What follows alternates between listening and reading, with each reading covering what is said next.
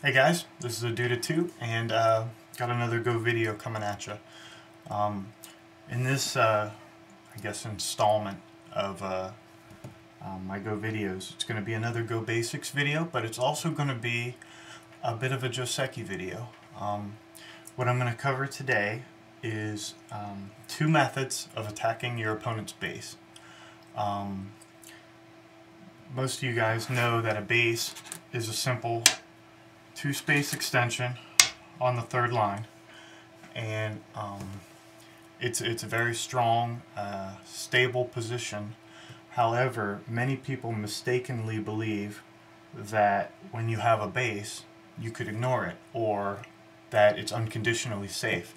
In truth, the only thing you can be sure about is that if you don't want it to happen, these two stones cannot be split. Okay. You have the rule of one stone could jump 2 spaces, 2 stones could jump 3 spaces, 3 stones could jump 4 spaces, etc. Okay? But really all that means, it doesn't mean that you're going to live here. It doesn't mean that this is your territory. It simply means that if white tries to, if you play correctly, he can't separate these two groups. That's really all it means. The whole group could die. Okay? So what I'm going to show in this video are two really neat, effective ways of attacking your opponent's base. Okay? And so what I'll do is we'll say that, you know, black played a couple moves, white played a couple moves. This is a starting position. It's pretty common, right? You have a corner enclosure here and a corner enclosure here. Black doesn't want white to play here, right? So it's black's turn. So we'll assume black's going to do what's called splitting the side. Okay, so black's going to play on the 3 line with the intent of making a base right in the center. Okay, so you can go either way, but we'll just say, just for the sake of it, that white extends this way, which puts pressure on black. Black's now going to jump to a 2-space jump. Okay, it's pretty standard.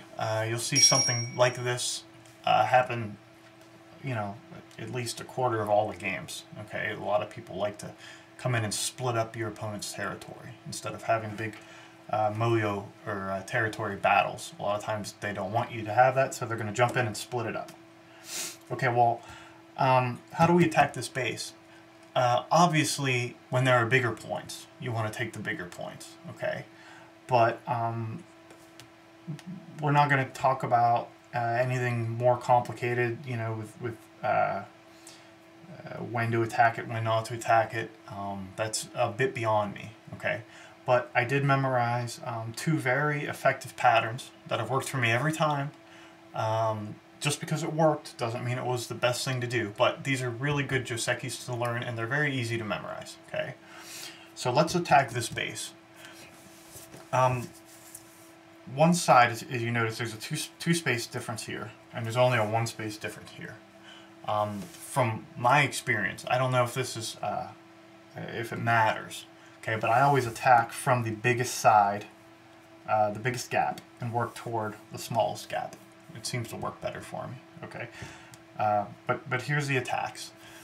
There's going to be 2 of them, so I'm going to cover 2, okay? So if you guys have a position like this situated, really all you need is a base, a 1-space extension in a stone, and a 2-space extension in a stone.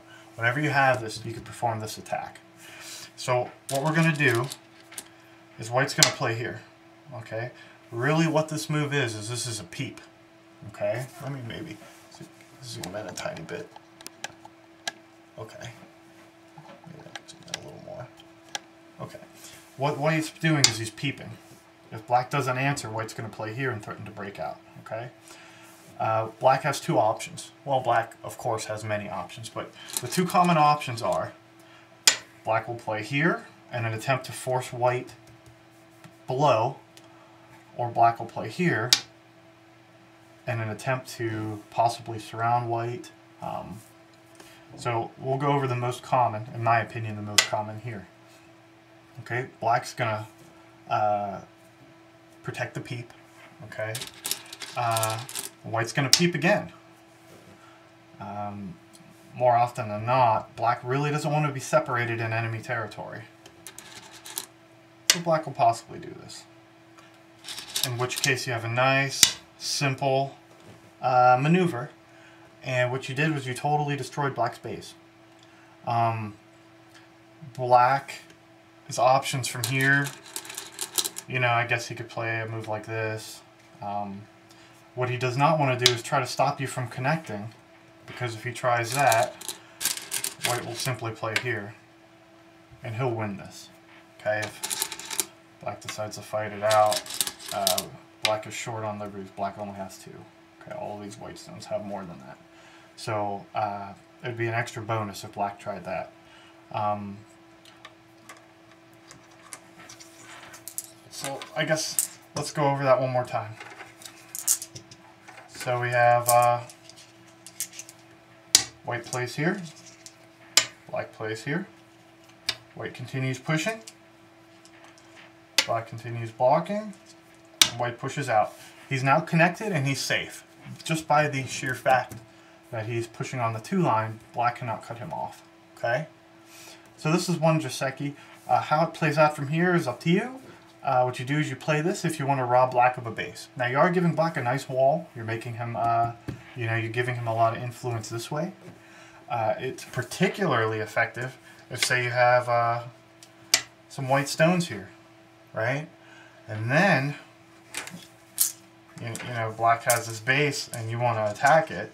You know, this would definitely be a good time to do something like this. Now black doesn't have any eyes, and he doesn't have much of a place to run. He's got a lot of strength, but I mean, you could just attack the heck out of this. So this is one variation, okay? Let's get rid of these extra stones. So let's say, let's do this proper. Let's say black answers in the other way. So white plays here, and black says, fine, I'm going to play here. Basically what black's saying is, I'm going to make it difficult for you, and I'm going to try to kill you if you screw up. Okay? So in this instance, if white tries to run out, black will play here, and those white stones are dead. In instance, if you try to play out the same thing, you know, these white stones are in trouble. White tries to run, black will stop them. I mean, I'm pretty sure white's kind of screwed here. I'm pretty sure of it. You know, I mean, maybe black would probably play here. And white tries to jump out. Yeah, I'm pretty sure this group's dead. So you don't want to play that way. So what white wants to do from here, let's play it from the beginning. The best way to learn is to just keep doing it. So black decides to block you in. So what white's going to do is he's going to threaten to escape. He's going to threaten to cut these black stones, which is the one thing black really does not want to happen. He's threatening to push through. Okay, well, black's like, you know, no way. So black's going to play here. Basically, what this is white has this weakness now. If white decides to push up, black gets a free eye, and he's going to kill this stone. Okay? So this is very good for black. So white doesn't want to push out. White wants to protect his cut. Now, white can protect his cut one of 2 ways. If he protects this way, he's going to be in trouble. Because if he protects this way and black plays here, you know, black plays here, you're down to 2 liberties. You know, there's a lot of variations. This may work out okay, you know, but the variation I'm sure of, just to show you a couple ideas of what could be. You play here, black plays down, white's going to play diagonal, threatening to escape. Black's going to play here, white's going to play here now. Okay, what this does 2 things. This protects this cut. Right? Black's not going to play here now because he's captured. Black plays here. You know, still good for white. You know, white will block. Black has to protect. So what black's going to do is black's going to play here, threatening to capture this stone. White's going to protect, but now black has another weakness here. He doesn't want to get cut off. He does not want white to play there. So black's either going to play here. More than likely, black's going to play here or here. Depending upon, you know, what it wants. But it wants to protect this cut point somehow. This is kind of slow but strong. This is okay, but then white will play here and you have to answer. So more often than not, this is the answer, okay? And then white is going to play here and connect out. So there are your two, very simple to remember, not the only two, there are dozens, but these are two very simple ways to attack black's base. Now black's still pretty strong. Black has a strong wall. You only want to do this if the situation calls for it. Okay? Unless you just want to be a jerk and harass somebody. That's the joy of this game. You could be a complete jerk if you want. It may not pan out for you and win you the game, but you could win a couple little battles. And if somebody doesn't know how, if they're overconfident about their base, and their base hasn't been attacked, and you want to just really screw with them psychologically, this is an excellent way to do it. So we'll go over it one more time. Like I said before, the best way to learn these, the best way I learn them is to just do them. So hopefully you guys are doing these with me. So white will do an approach, putting pressure on the black stone, and black will do a two-place space extension. From the larger area, white will play here. If black plays here, white just continues right through.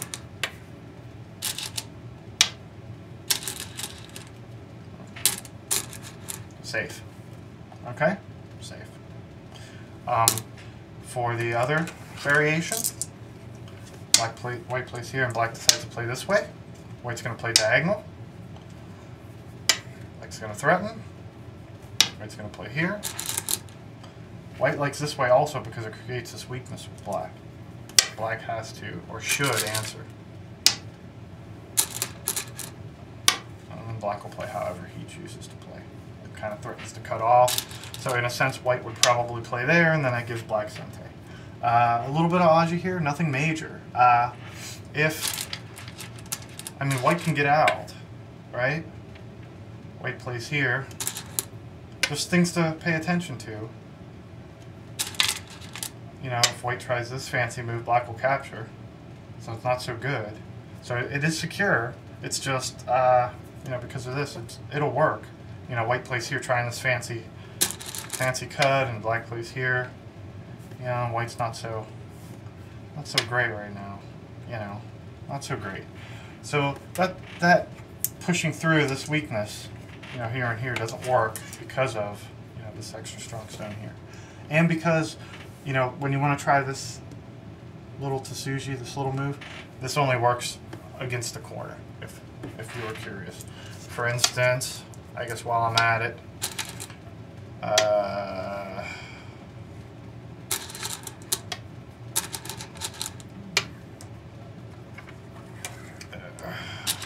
so we're here.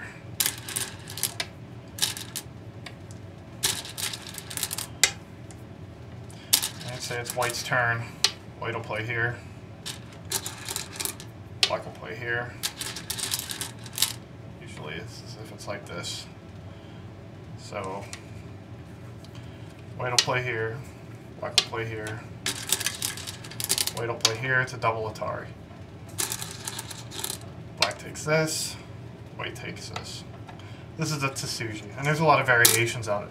That does not work going this way, okay, unless you got some type of backup stones. It only works going this way.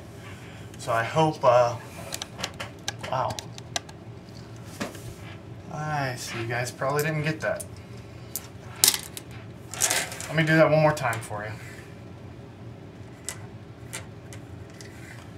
Sorry about that, guys. Once again, I'm not a professional by any means.